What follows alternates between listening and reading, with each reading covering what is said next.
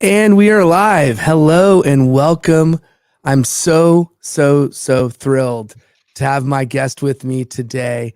He's without a doubt one of my favorite people on LinkedIn, and I don't think I'm alone in having that feeling for this human being.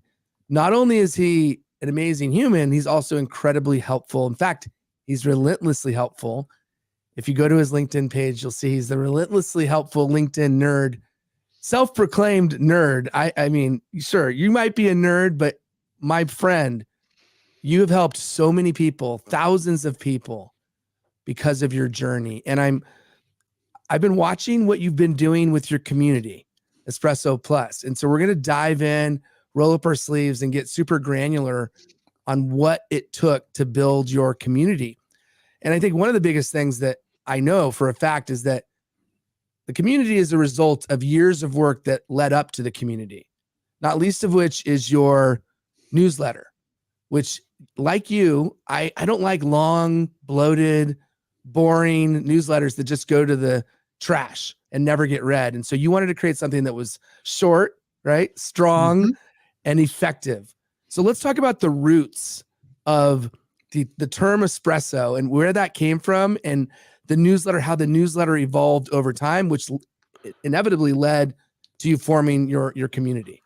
Okay, absolutely. Let's jump straight into it. Thank you for having me on the show again, Billy. It's lovely, always lovely to speak to you, and I love how much research you do on your guests. So really expecting a good chat today. Yeah, so Espresso just came from the idea of doing something short and sharp and strong. And I always thought of my emails as like a hit of digital caffeine for my audience. So I set up this free newsletter quite a long time ago, actually, sort of 2016 time, and was sending out non-salesy, helpful updates to people about various bits of technology and doing better with copywriting and LinkedIn and so forth, stuff like that. And it got to the point where I was having really interesting conversations with my subscribers. And I thought to myself, well, I'm having these interesting conversations, but no one else is seeing them. It's just a series of serial one-to-one kind of conversations that no one else has access to. And I thought it would be great if everyone else could interact with each other. And that naturally led to me starting a group and inviting the members of that newsletter together to talk to each other. And that's what I did at the tail end of 2021. And that thing just took over my life. We had something like 650 people joining that free group within a couple of months, and loads of conversations going on. And that was just completely dominating the time that I was spending on LinkedIn. And at the time, I was still a copywriter. Okay, yeah. I'm not offering that as a service anymore. But at the time, my day job was writing content for people's websites and so forth. But this conversation was just going on and on and on. Loads of questions, loads of relationships being formed. And then I kind of realized this isn't really sustainable. I can't do this the way it is because I'm not selling anything inside the group. I'm just a facilitator and answering a load of questions. And that's what led to me coming up with the realization that I either needed to start a paid version of this community or just kill the idea altogether and just go back to what I was doing before. I chose to turn it into a paid community, and here we are almost 2 years later, and it's still going strong. So what went into that decision? I mean, obviously that's a big decision to leave a successful copywriting career and say, okay, I'm not going to do that any longer. Like, tell me the thought process. Well, moving beyond the copywriting career actually became easier and easier over time because of my non-disclosure agreements. I wasn't able to talk about the projects I was working on and the size of the companies I was working with in public. And so I was creating different type of content that showcased my ability to explain. And I thought, well, why not explain how LinkedIn works? And that's what I was doing on LinkedIn. And over time, people just say, oh, he's the guy who knows how LinkedIn works, not he's the guy who's maybe could rewrite my website for me. And so that became an easier sell for me to drop the copywriting. The monetization around the group and the creating of a paid group from a free group, that came by after about 5 years of runway of building my personal brand. If I tried to do this 3 or 4 years ago, I don't think it would have worked. But because I had all that social credit in the bank, People had seen a big body of free work from me. Maybe some of them might have read my book, taken my course. Hopefully enough of them would trust me enough to come into a private community. And I went from the free group that got super busy to the paid group inside a space of 4 months. Oh, That's wow. a runway of 5 years of building the personal brand first. And the interesting observation I've had about that since then, I've spoken to other people who run free Facebook groups and other things like that, and they've run it for a long time, and they're feeling pushback from some of their members when they now try to monetize. Mm. Feels as though if you do a lot of stuff for free first, and then you create a group and then relatively quickly monetize it, that is an easier pill to swallow than running a free private community for maybe multiple years and then saying, okay, now you have to pay for it. People don't Right. like that latter proposition. I just got lucky. I hadn't, there was no forethought in terms of how long this free thing would last. I just did it out of desperation to switch because it was taking over my life. But it's interesting that the more value you give for free in a private space, the more people will be wedded to that thing and not expect to have to pay for it. That makes a ton of sense. They feel almost entitled. If you've given it for a long period, years as opposed to months, it's highly likely they're going to get used to it. They're going to expect it, and they're going to be disappointed when they don't have it. And so you alluded to it, that you're a sort of an overnight success, 5 years in the making. Let's talk about, for those who don't know, and you and I talked about this previously when you were on my show Inside Out, and we talked about the root of relentlessly helpful. And this is your personal brand is all centered around this core value and concept of being relentlessly helpful. And I'll also add to this that everything you do above board. There's no cheats, there's no hacks, there's no gimmicks. You do things organically in the right way, and you live by an ethos that you can be proud of. And I just admire that so deeply about you. So let's go back in time and talk about the very, very beginning of that term, relentlessly helpful. Okay. So I'd always bought into the idea of content marketing even before I knew what it was. It's only in sort of 2015, 2016 that I came across this term, and I realized it's what I was already doing, because my background had been to create content and answer questions when I was working in-house at a place where I was doing software testing. I was the guy that people kept coming to and saying, how does this thing work? Or why doesn't this work the way that it does? And I was listening to customers' emails and listening to their phone calls and so forth. And I was always trying to find a way of trying to help people. That was just always my number one thing, because the payoff for me, it's not financial. It's the taking someone from going, I don't get how this works, to going, I see it all clearly now. And why didn't someone say that years ago? Because this would have been so helpful if they had. Because that's the kind of help I never got myself. No one showed me how to be a copywriter. No one showed me how LinkedIn worked, and numerous other things. You just got to figure things out for yourself. But if you have support, it becomes so much easier. And it's a really good feeling to pass that knowledge on and help people. So that's what I always had in mind. And then one day, I was at a conference, got asked an unscripted question about, how are you going to stay relevant? And that's where the moment came. And I said on camera, I'm going to create relentlessly helpful content. A couple of people responded really well to that. And the moment stuck with me. And I looked back at the video and I just thought, yeah, that's me. That's me in a nutshell. I've found that essence of me. And so that was 2017, and it stuck with me ever since. And it's really the core idea in writing the Content DNA book as well. And you never know what's going to happen when you say something on camera. I mean, it's a spark that lasts, and I love it. And it makes it's not only memorable, but it's also accurate.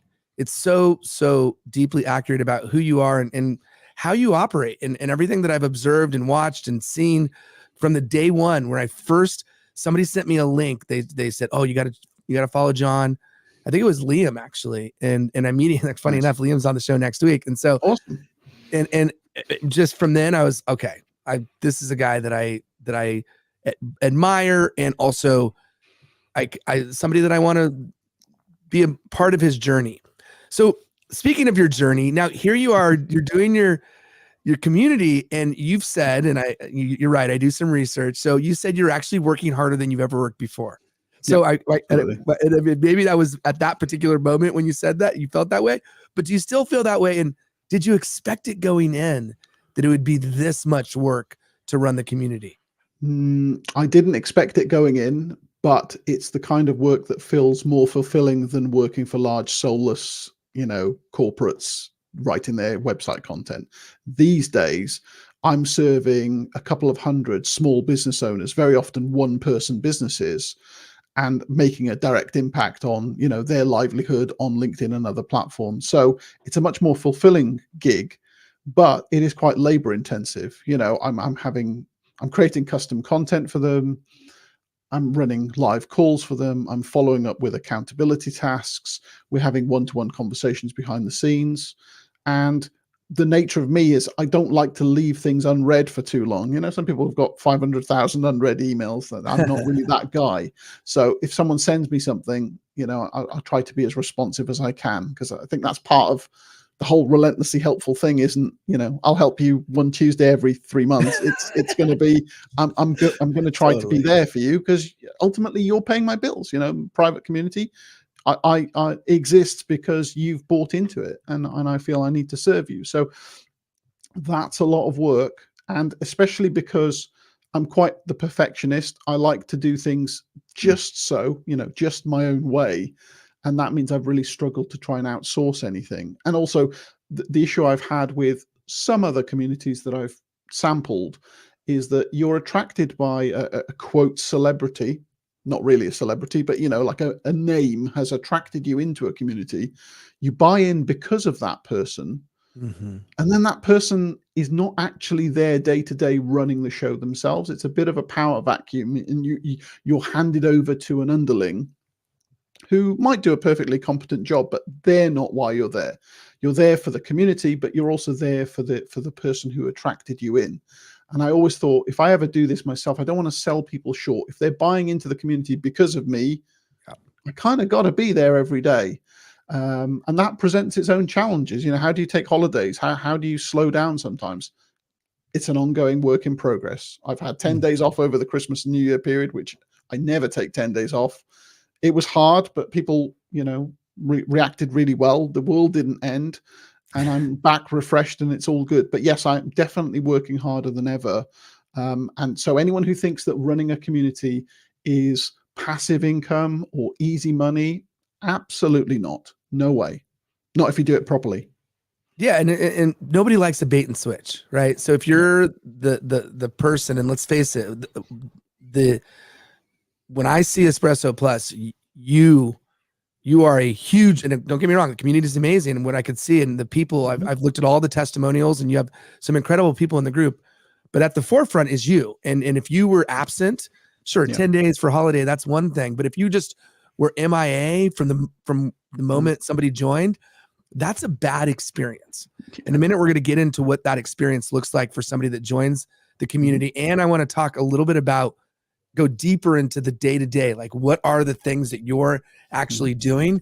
But before we do, I just want to talk a little bit about mindset starting, and also, and we'll get into that in a second, but what was some things that surprised, like you mentioned that you didn't know how much work it would be, but like, what are some of the biggest surprises that you've found as you've been building this that you just didn't know going in, and now you know? Well, I suppose the very first thing I thought about when I was thinking about turning into a private community is, how much should I charge for this thing? And so innocently, I just thought, well, I'll just ask people. And I got such a wide range of answers that it made me very quickly realize that actually you've got to just pick your own number. You can't ask people to vote for these things. So that was like the very first surprise. Some people saying, hey, I'd pay £8 a month for this. Other people saying you should charge a couple of hundred. It's like, well, they can't both be right. So that was probably the first thing that I realized. The second thing I realized is that I was being kind of over generous with my founder spots. That was another intuition I had, is that if I wanted to draw people in, I should offer some kind of privileged status for the first people who joined, so that they would get a really low price if they joined. And so I opened up 100 spots at a founder member rate. thinking, I wonder how long it's going to take for these to go. They all went on day one, and more than that went on day one, in fact. And I thought, shouldn't have done that. But it's too late. Once you've made a commitment, you can't just go back on that kind of thing. And I suppose just to throw another thing in the mix is that the whole relentlessly helpful thing is you try and give people as much content as you can that will answer every question under the sun. One of the bits of feedback from some people who have tried the community and decided that they couldn't stay long term is that there's so much. It's too much. And I thought, isn't that weird? If I made less content, people would be willing to pay the same price and stay because they don't feel as though they're being overwhelmed with some kind of machine gun guy who doesn't sleep and produces blogs and videos and everything. So actually, sometimes less is more. So I've tried to keep that in mind and not just bomb people with loads and loads of content in thinking that that will make it more worthwhile. Actually, the reverse could be true. So if you're one of those people who just constantly pump stuff out, maybe hit the brakes sometimes and be a bit more thoughtful with what you put out, because if people can't keep up, they might feel it's not worth paying for. And that's no reflection of quality.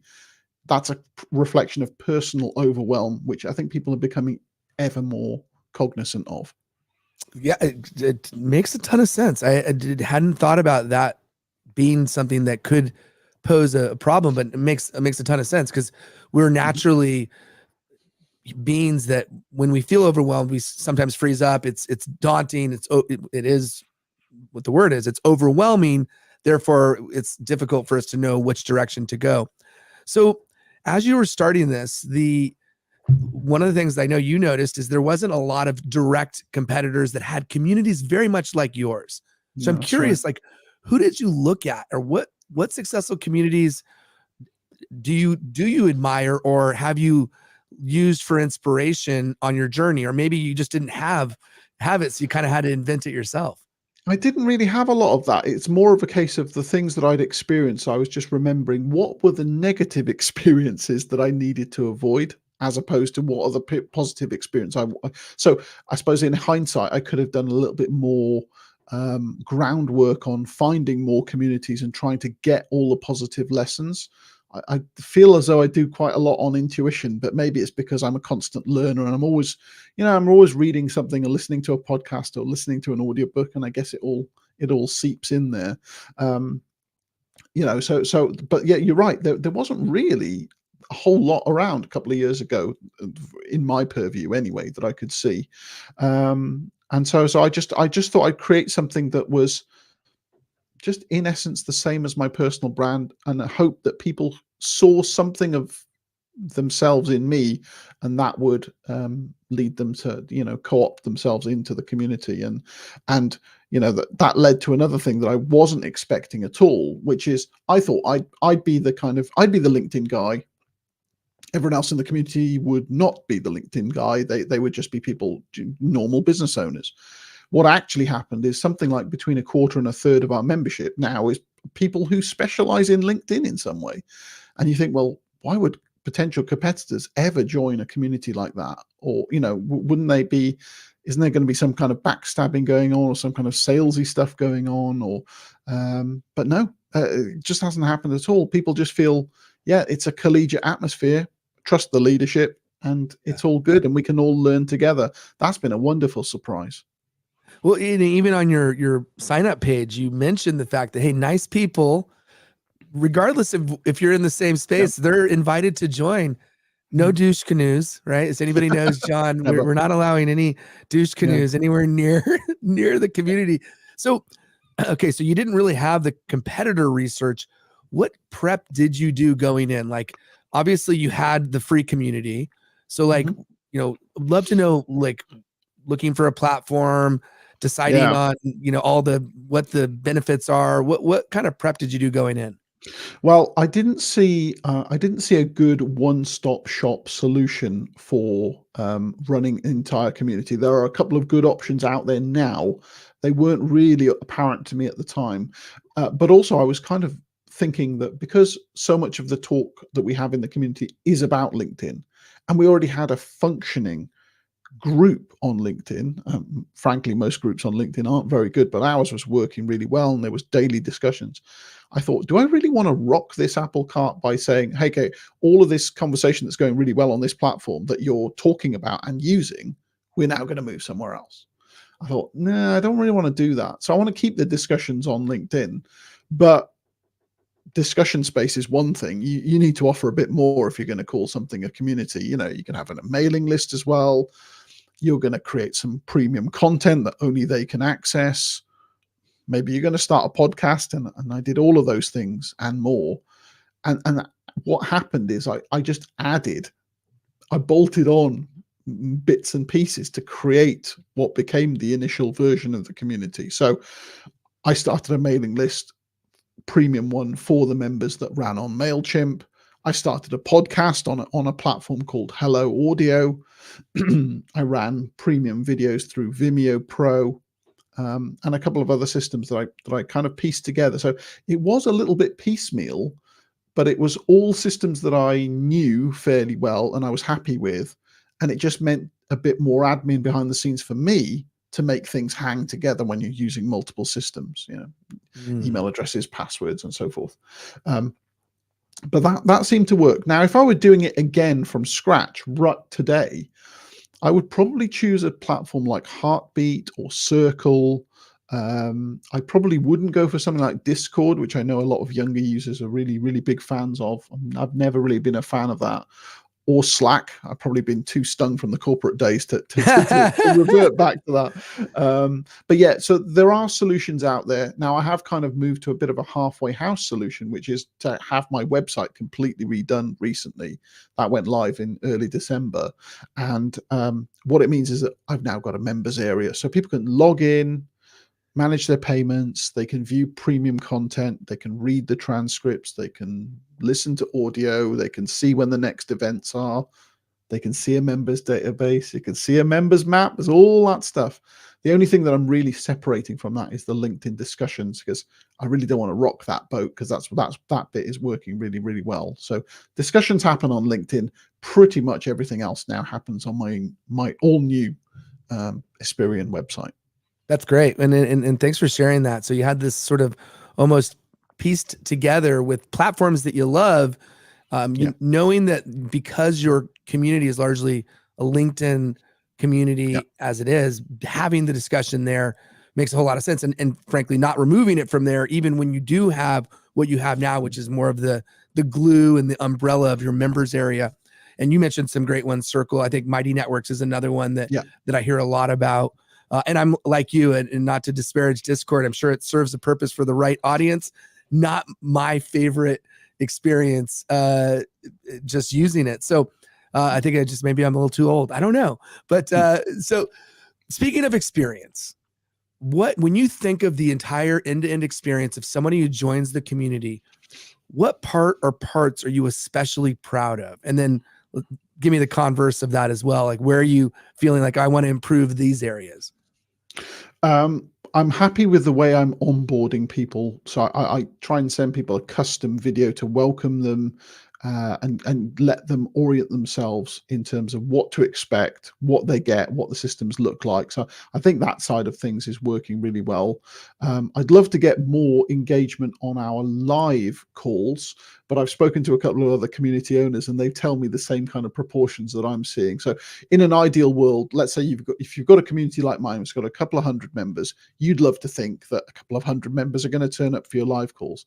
In practice, it's never going to work like that. We're all busy, time zones and stuff, because we've got only about half of our members are in the UK. The rest are spread around the world. So we've got people on the west coast of the USA. We've got people in Australia and New Zealand. They're not all going to be on the same call. It's just never going to happen. So the replay viewer is always likely to be the most important.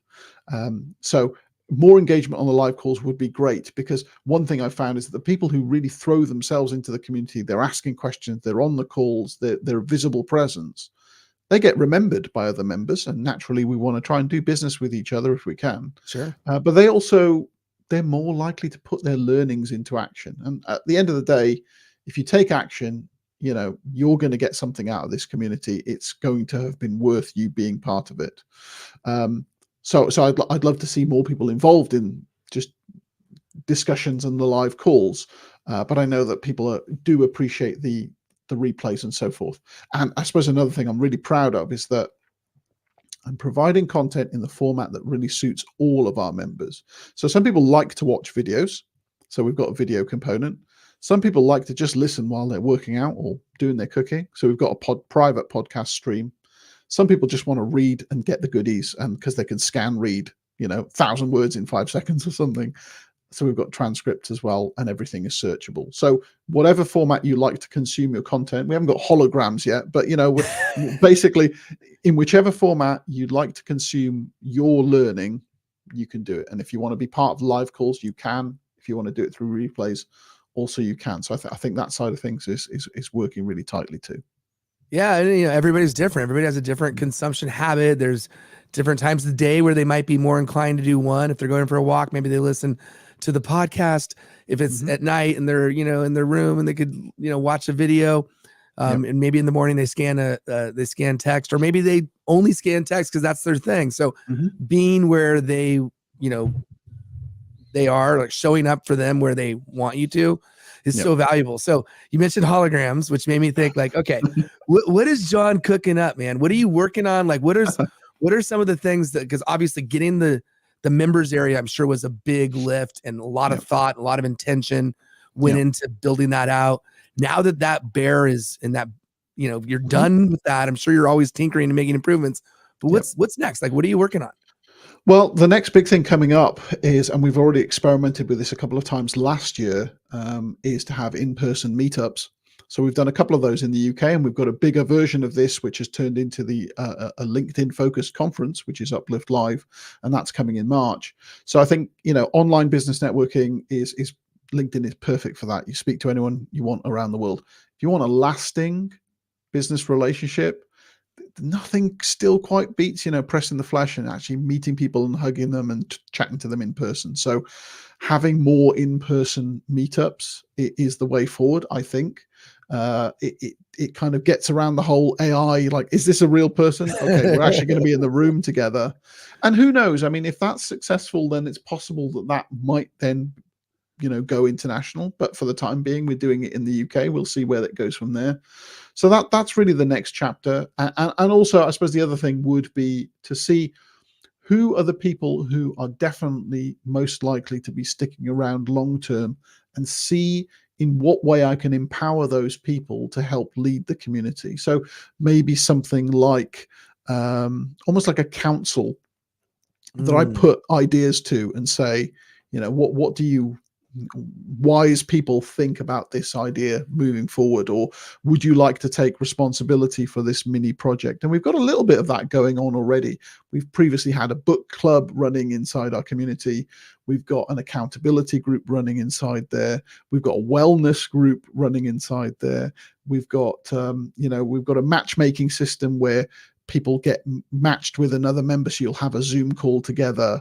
It's kind of plucked at random, just kind of get to know you. And all of these little small side projects, I'm not running the whole show there, because that really would be too much for me. So I think that it's a lesson for me, is just to let go a bit more and trust the members to be able to take on the mantle. We're less than 2 years in. We're coming up for 2 years into this. So it's still a relatively young venture. But as things develop, I'd like to kind of identify and empower those people so that they feel more connected, and everyone likes a little bit of responsibility, so long as it's not too onerous on them. So that's where we're going next.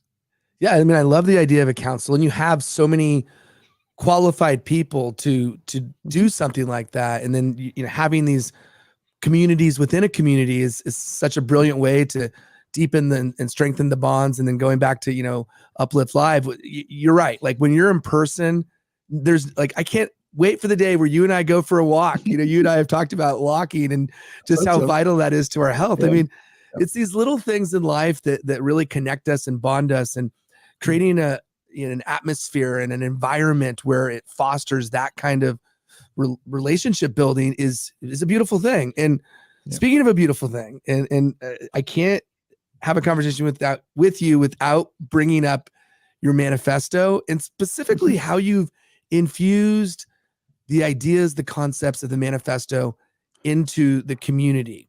You know, I alluded to it with like no douche canoes, which is one, you know, thing that you avoid. What else have you done to really embed those core values that you list on your website and in your manifesto? I think for me, mostly it's about transparency, and I really don't have any secrets from my members. I'll tell them, you know, the truth at every stage, and sometimes it's stuff that they might not necessarily want to hear. You know, I'll give you home truths as well, but just being open and honest about things. So, for example, inside the community, I've been happy to share things like financials around the conference that we're planning, how much people are being paid. You know, these things are not secret within the community. And then things, you know, relatively recent addition to the community has been our accountability groups and accountability calls, which we now do once a month. So if people can see me following up on those things, if I say, look, if you haven't done this thing by the end of the month like you said you would, then I'm going to hold you accountable. We're going to follow up. We're going to try and find out why. We're going to try and do better next time. So I'm just fulfilling as many promises as I can. And that's kind of what I see a bit of a personal brand as, is what is the promise that you're making to your audience? And then you just need to uphold that as much as possible.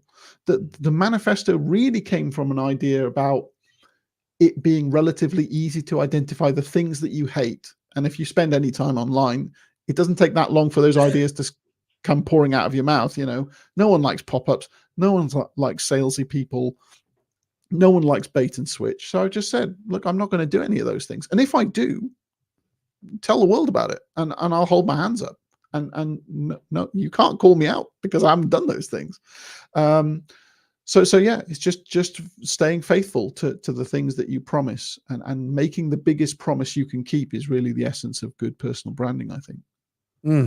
Yeah, and sadly, not enough people follow that as a general rule. I think often we get so consumed, and often so self-consumed, that we forget about our obligations. We forget about the promise that we've made, and as a result, you know, we don't fulfill that. And I think, to your credit and to the ethos and the culture that you've built, and and what you stand for, you know, like you said, just, you know, responding to emails is a simple thing, or messages, simple thing, but you take it seriously. And so all of these things take time. Sorry, were you gonna say something? Yeah, well, I was just going to follow up one other point, which is the ethos of being relentlessly helpful hasn't been converted into, I'm going to be relentlessly helpful for 200 paying clients, because that, for me, that feels like it would dilute the brand. Actually, I'm still trying to help as many people as I can. And I appreciate that there's always going to be people who don't want to pay for help. There's always going to be people who want to look up stuff for free on the internet, you know, and I still want to try and help those people if I can. And to that end, about 2/3 of the content that I create is now for my paying members, but about 1/3 of the content is still completely free for absolutely everyone. So even though I've got quite a big body of free work out there, I do kind of feel that if I just hide away in a cave and say, right, I'm just going to serve these people forevermore, and you're not going to hear from me publicly, it'll just have to be word of mouth if anyone's going to recommend me. I think if you do that, ultimately you stop being relevant. So I always kind of feel as though you need to keep giving something out into public if you want to be visible, and, you know, ultimately you want to attract some new members too. So that's part of the brand, is to keep helping people publicly as well. But the way it's broken down is 2/3 private. So if you're following me but you're not in the community, what you're seeing is about 1/3 of what I'm actually creating. Plenty.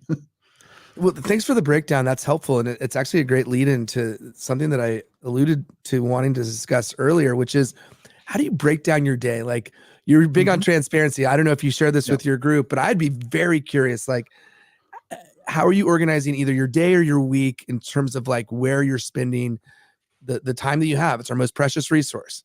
Yeah. So we aim for about 3 live calls per month. Those live calls started out being hour-long calls. The funny bit of feedback from members is that an hour is too long for me to spend. I didn't realize that would be the case. So I said, okay, we'll switch to half-hour calls. We switched to half-hour calls, and then they start to drag on, and sometimes you get to 45 minutes. So that's another funny realization, is that people think that they can spare half an hour. They don't think they can spare an hour, but you give them half an hour and then all of a sudden they're into it and they want to keep going. So those live calls are that's kind of those are always activities that go on. Every month as well, I'm creating a LinkedIn roundup, which is like all of the stuff that's been happening on LinkedIn over the past month. If you just got 10 or 15 minutes spare and you just want to get all the latest news and how that impacts your business, that I create that throughout the month and release it at the start of each new month. So that's another standard piece of content. But other than that, it's kind of managing the conversations that happen within the group, make sure that all questions get answered. So that's like a daily gig, because we usually get, I can't remember what the current stat is, but we usually get about 70 new conversations in the community every week. So there's plenty. That? Sorry, I'm just curious. When you're responding, do you break up like, hey, this is my response time? Like, I'm gonna respond, or is it just fluid throughout the day? Like, what's your approach to that? I'm a grazer. I'm a grazer. so it'll be one of the first things I do in the morning, but then I'll always be looking at it throughout the day. So if you look at my LinkedIn profile, you know, that full green spot is very often there because I spend a lot of time on the platform. So there's that. And we've also got one-to-one DM questions that come in from members. Sometimes people don't feel comfortable to say something in the group.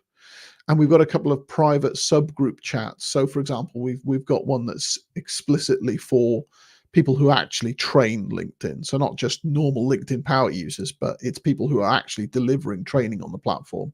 And that's where you can get super nerdy with some fine details. So managing those conversations, seeing what people are struggling with, or you know, what successes they're having, and seeing how I can report on that to the wider community, and then looking for content ideas, consuming stuff. It's just pretty much constant, you know. So yes, all of that going on, and then writing emails, creating video content, and I do all of that myself as well. So if I'm creating a video, for example, I'm editing it.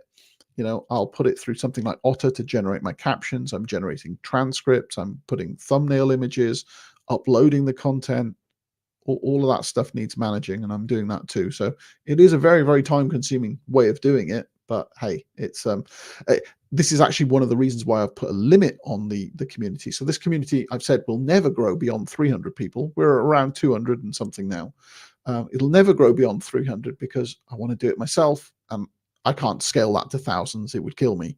And I'd rather do it myself than to outsource it to someone else. So we're you know, Espresso is the name. It's small, but it's powerful.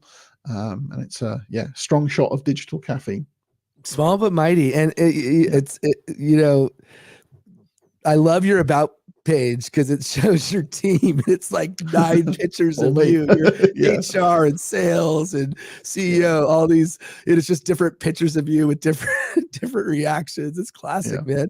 So you know, like, obviously having a community, we've already covered, is so much work, so time consuming, and especially when you do it like you do it, which is you're not compromising. You are doing so much to help the community be what it is. What do you think are like the key elements to keep it thriving? You mentioned that, like, the LinkedIn community where there's lots of conversations, like, if there's like a secret sauce or some things that like really give it the energy to maintain the vibrancy and the connectedness, like, what are those things? Well, I always look for any kind of green shoots of positive progress from people. So if someone has been waiting a while to contribute, you want to be really quick to celebrate that and to give them a good response so that they're more likely to contribute next time.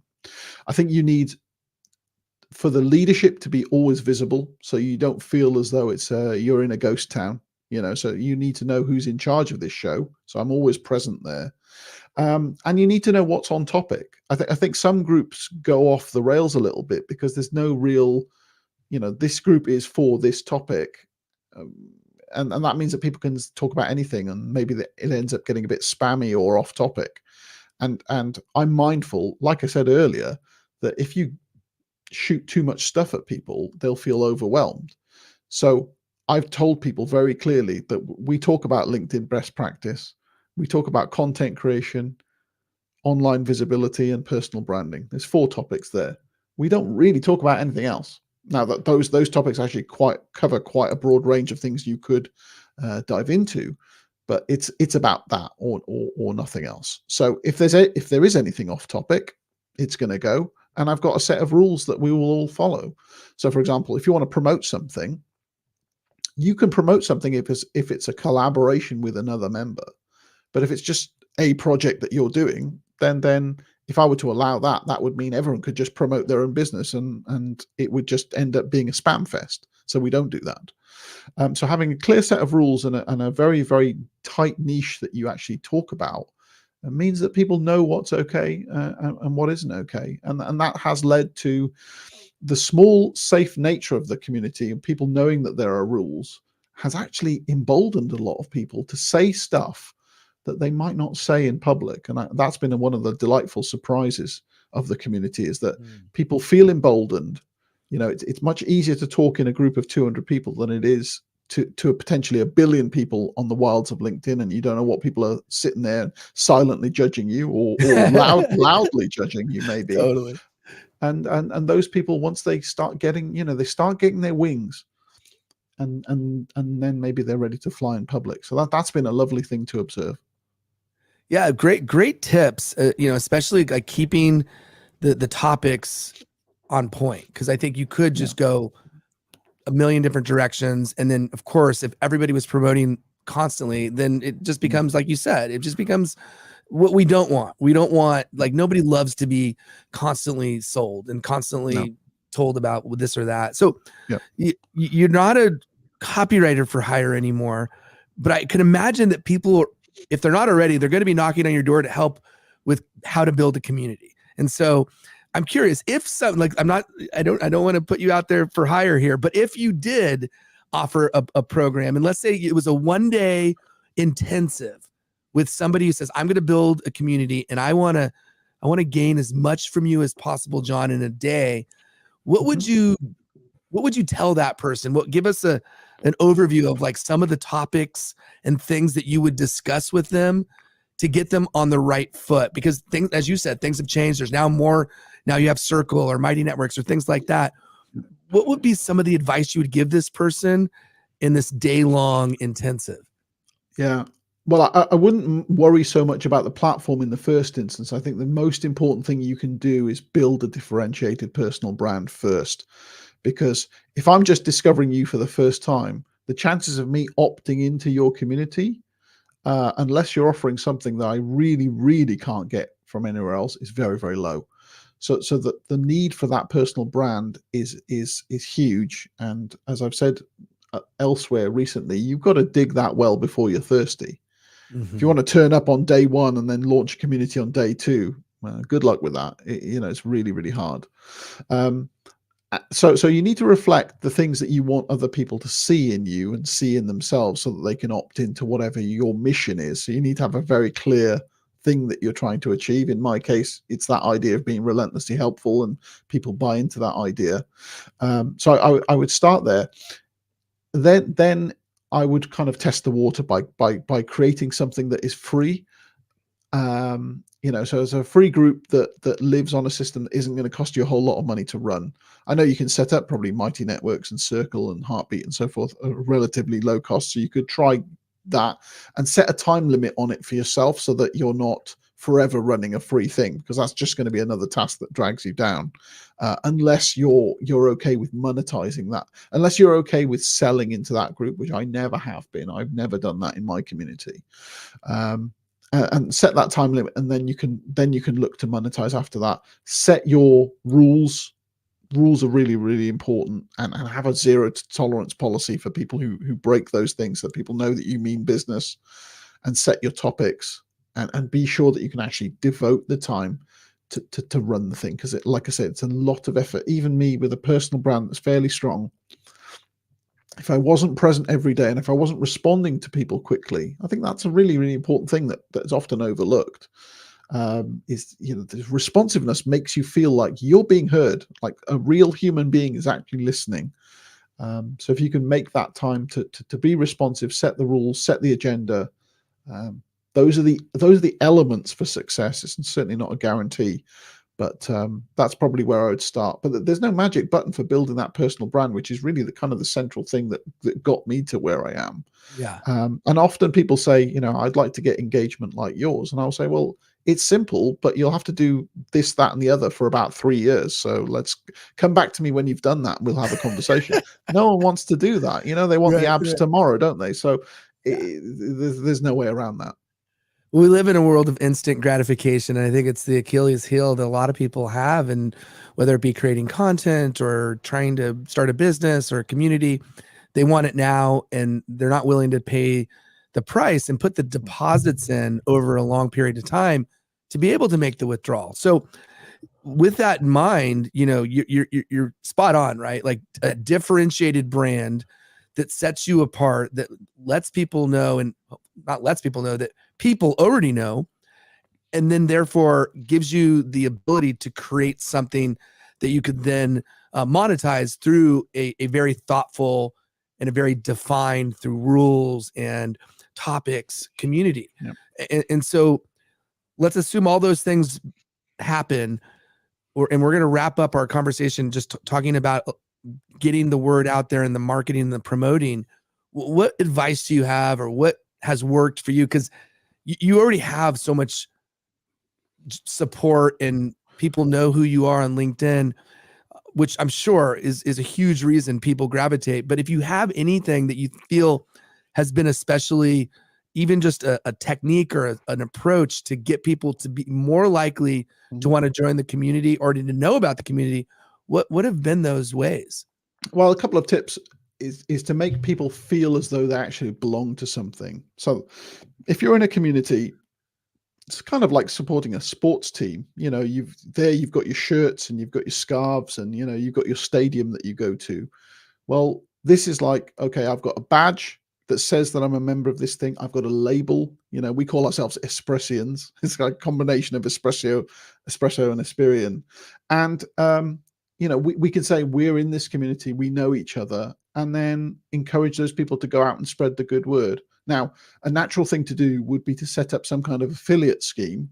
I do now have that, but it's only just really launched in the last few months.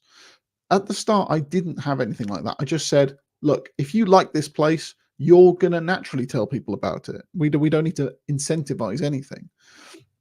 After a while, it just felt like it was a good thing to try and implement, just to reward the people who are really, really banging the drum out there. So an affiliate scheme that would bring people in, so and so that it is transparent. It's not a case of you're hiding links or anything like that. People will know, if you use this, I'm going to get a little recompense.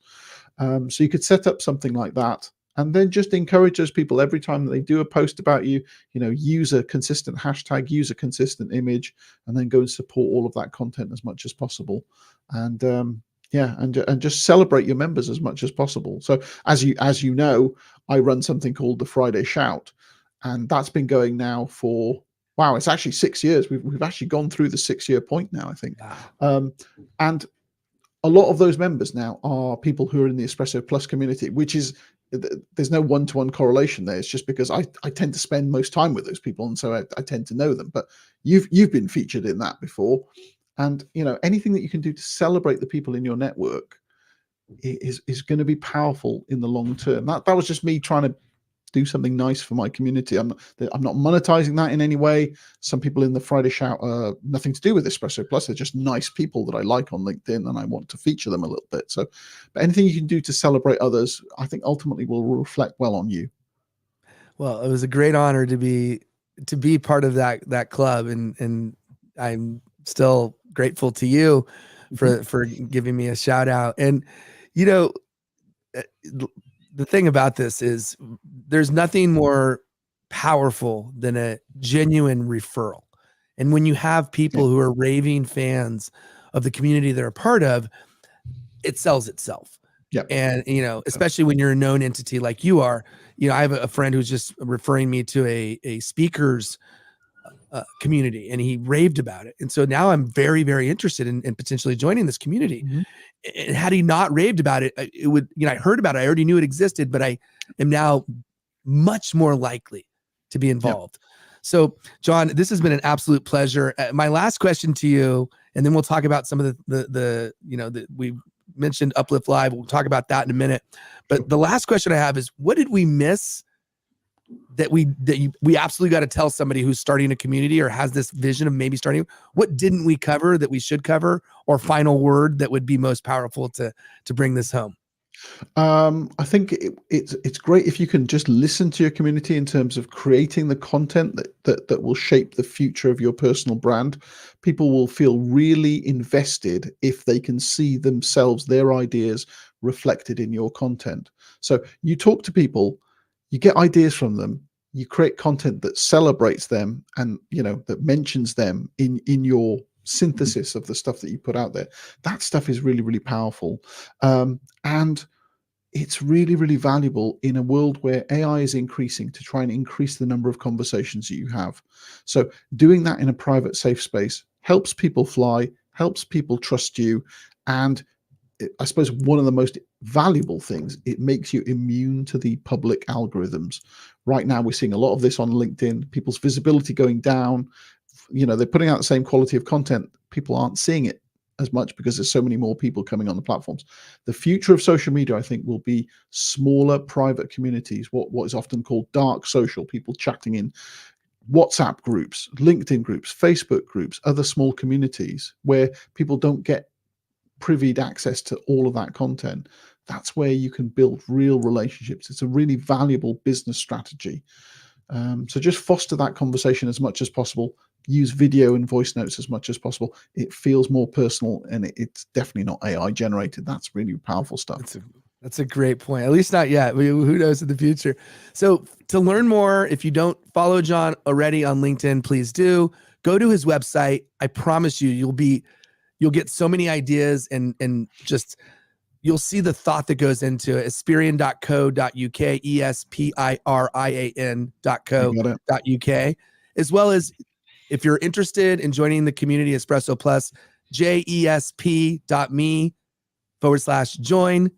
So go check it out. And then Uplift Live, let's end on that. Give us your elevator pitch one more time. It's uplift-live.com. Tell us about that and why somebody should consider going. Yeah, that was born because I've been to too many events that focus on other social media and never anything that's really focused on LinkedIn. LinkedIn don't do their own conferences. There's never been a LinkedIn focused event in the UK.